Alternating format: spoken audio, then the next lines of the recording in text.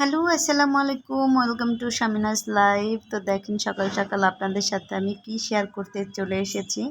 এই যে আমার ছোট একটা ধনিয়া পাতার বাগান। এই বাগানটা আমি মূলত করেছি গত ৩ বছর ধরে। আমি অনেক চেষ্টা করছি।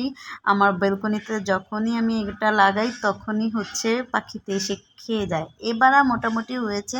তো বেলকনিতে যখন গেলাম যেয়ে দেখি আমার এই ফুল গাছটা আমি খুলনা থেকে নিয়ে আসছি। আনার পরে দেখি এর টবটা কালার করা নেই। তো ওইটা কালার করা শুরু করতে পরে ধনিয়া পাতা যেহেতু লাগাবো, তো আমি এই বাটিটাও সুন্দর করে কালার করে নিলাম।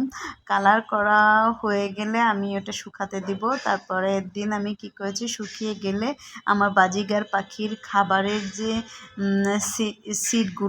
সিডের খোসাগুলো থাকে, ওরা খাওয়ার পরে যেগুলো থেকে যায় সেগুলোকে আমি ওভারনাইট এভাবে ভিজিয়ে রাখবো।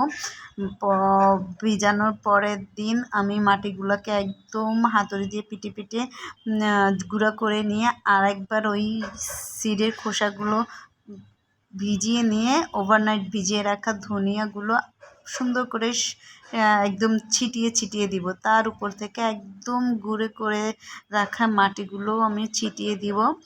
দিয়ে তারপরে এর উপরে দিব আমি পানি। তাও পানিটা করতে হবে একদম ঝপঝপ করে দিলে হবে না, অবশ্যই স্প্রে করতে হবে। পানিটা স্প্রে ততক্ষণ পর্যন্ত আমি করব যতক্ষণ না এটা পুরোটা না ভিজে যাচ্ছে। তারপরে এইভাবেই আমি প্রতিটা দিন স্প্রে করতে থাকবো। করতে করতে দেখেন ৭ দিন পরে আস্তে আস্তে আমার এইগুলো ফুটে বেরিয়েছে। এভাবে আমি প্রতিটা দিনই স্প্রে করেছি।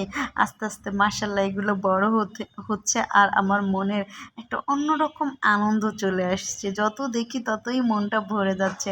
এই যে পাতাও গজায় গেছে, মাশাআল্লাহ দেখতে যে কি সুন্দর লাগছে। এই যে আনন্দটা কি বলবো, মানে ভাষায় প্রকাশ করা যায় না। তো কেমন লাগলো ভিডিওটি জানাবেন সবাইকে। ভালো থাকবেন, সুস্থ থাকবেন। আল্লাহ হাফেজ।